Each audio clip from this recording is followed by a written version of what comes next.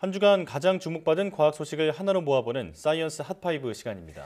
네, 이번 주에는 어떤 이야기가 시청자들의 주목을 받았는지 궁금한데요. 이동훈 기자와 함께합니다. 안녕하세요. 네, 먼저 5위는 어떤 소식인가요? 네, 새해가 되면서 과학계에서도 다양한 소식들이 들려왔습니다. 기대되는 연구 성과들도 상당히 많은데요. 특히 우주 분야에서는 올해가 아주 중요한 해가 될 것 같습니다. 예. 이 순수 우리 기술로 만든 첫 우주 발사체인 누리호가 오는 10월에 시험 발사에 들어가기 때문인데요. 지난 2013년에 우리 땅에서 처음으로 이 나로호를 발사한 이후 8년 만입니다. 누리호는 오는 2월 발사 예정이었는데 핵심인 1단 로켓의 조립이 지연이 되면서 시험 발사가 10월로 8개월 더 미뤄지게 됐습니다. 예.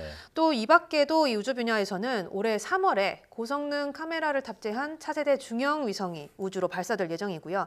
또 연말쯤에는 전천후 지구 관측 위성인 아리랑 6호가 발사됩니다.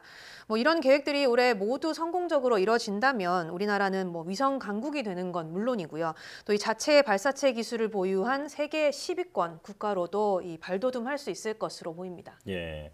올해는 우리나라가 위성 강국으로 도약하는 한 해가 됐으면 좋겠습니다. 자, 4위 뉴스는 코로나19로 달라진 우리 생활 모습에 대한 뉴스죠. 네, 그렇습니다. 이 코로나19로 인한 변화는 이 국민들의 소비 행태에서 아주 잘 나타납니다. 지난해 이 3분기 이 국내 소비자의 술, 담배 지출액이 사상 최대를 기록을 했습니다.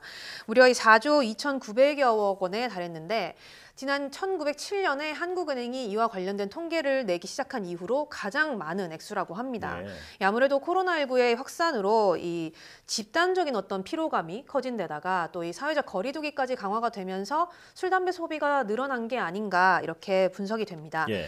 또 이 외출이 줄어들면서 이 온라인 쇼핑이 크게 늘어나게 됐는데 지난해 11월을 기준으로 보면 이 온라인 쇼핑 거래액이 처음으로 15조 원을 돌파했다고 합니다. 네. 1년 전보다도 한 17% 이상 늘어난 수치인데요. 여기에 이 모바일 쇼핑 거래액도 10조 원을 처음으로 넘어서면서 이 비대면 소비가 아주 크게 늘었다는 걸 알 수 있습니다. 그렇군요. 네, 많은 분들이 이렇게 코로나19 사태 장기화로 피로감을 좀 호소하고 있는데요. 특히 자영업자들은 경제적 고통이 굉장히 큰 상황이죠. 또 반발을 네. 하면서 방역 당국이 대책을 바꾸기도 했습니다. 맞습니다. 이 방역 차원에서 내려진 이 집합 금지 조치가 이 장기간 이어지면서 곳곳에서 불만이 터져 나오고 있습니다. 예. 특히 이 생계가 막막해진 자영업자들은 방역 지침의 형평성에 이제 문제를 제기하고 나섰는데요. 이 코인 노래 연습장 그 주인들이 기계를 부수면서 이 오는 17일 이후에는 우리는 집합금지 명령을 따르지 않겠다 이렇게 말하기도 했고요. 예. 또 이 광주에서는 유흥업소 업주들이 방역 지침에 반발하면서 점등 시위를 벌이기도 했습니다.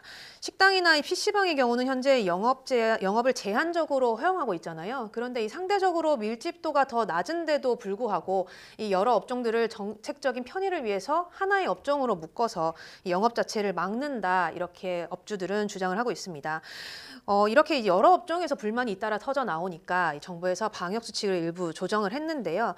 실내 체육시설의 경우는 이 아동과 학생을 대상으로만 제한적으로 운영을 허용을 했고요. 예. 또 이 수도권의 노래 연습장이나 학원 등에 대해서도 이 17일 이후에는 집합 금지 조치를 일부 허용을 하겠다 이렇게 밝혔습니다. 그런데 이렇게 방역 수칙을 만들어 놓고서 집단 반발이 일어나면 수정하는 이런 일들이 반복이 되면서 아무래도 이 정부 방역 지침에 대한 신뢰성이 떨어지지 않나 이런 지적도 나오고 있습니다. 예. 정부의 고심도 이해는 되지만 그래도 조금 더 세밀한 방역 조치를 애초에 만들었으면 어땠을까 하는 아쉬움이 남습니다. 다음 소식은 어떤 건가요? 네, 요즘 추워도 너무 춥다 이런 말이 절로 나올 정도로 한파가 매미를 떨치고 있습니다. 예. 네. 서울 기온이 20년 만에 가장 아래로 떨어지면서 러시아 모스크바보다도 더 추웠다 이렇게 기록이 되는데 여기에 이 서울을 비롯한 서쪽 지역에는 폭설이 쏟아지면서 많은 분들이 어려움을 겪었습니다. 그런데 이렇게 갑자기 내린 눈으로 힘든 시간을 보내기도 했지만 그 와중에 또 재미있는 풍경이 연출이 되기도 했어요. 예. 이 도심에서 스키를 타는 분들이 포착이 된 건데 예. 네, 지금 보시는 것처럼 이렇게 완벽하게 스키 장비를 갖추고서 이 서울 강남에 내리막을 내려가는 이런 분들도 있었고요. 저희가 강남이군요. 네, 그렇습니다. 또 이 용산구의 한 식당에서는 사장님이 눈을 치우다 말고 올해 스키장을 못 가게 됐으니 여기서 예. 스키를 한번 타볼까 이렇게 해서 스키를 즐기셨다고 합니다. 사장님도 장비를 제대로 갖추고 계시네요. 네, 그렇습니다. 뭐 이렇게 잠시나마 이 웃음을 짓게 하는 유쾌한 모습에 시청자분들이 큰 관심을 보여주셨는데 뭐 이번 추위는 다음 주 중반쯤이면 누그러들 전망이라고 하는데요. 휴일까지는 좀 그래도 잘 대비를 하셔야 될 것 같습니다. 예. 네, 그런데 올겨울 이렇게 강력한 한파가 찾아온 이유가 있을 텐데요. 네, 그렇습니다. 뭐 우리가 이번 추위를 북극 한파, 북극발 한파 이렇게 부르잖아요. 예.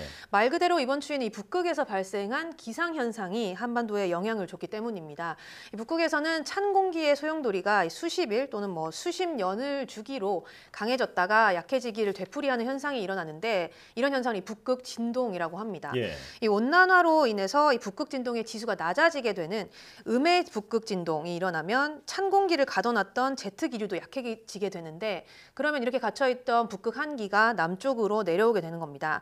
또 여기에 이 대기 상층부에서는 저기압이 정체하거나 또 흐름을 굉장히 느리게 유지를 하면서 대기 흐름을 방해하게 되거든요. 예. 그러면 이 영하 50도 안팎의 북극 한기가 남쪽으로 내려오게 되고요. 예. 또 이 대기 하층에서는 중국 쪽에 이 고기압 전선과 또 대기압 사이에 만들어진 통로가 생기면서 이 통로를 따라서 찬 공기가 빠르게 내려오게 됩니다. 그러면서 이 아래 위로 한파가 전국을 덮친 거죠. 그렇군요. 이 지난 여름에 역대 최장을 기록했던 이 장마 같은 경우도 북극 이상고온 현상이 한반도에 영향을 준 경우였거든요. 예. 근데 이번에는 이례적으로 한파가 북극에서부터 몰려온 셈인 거죠. 그렇군요.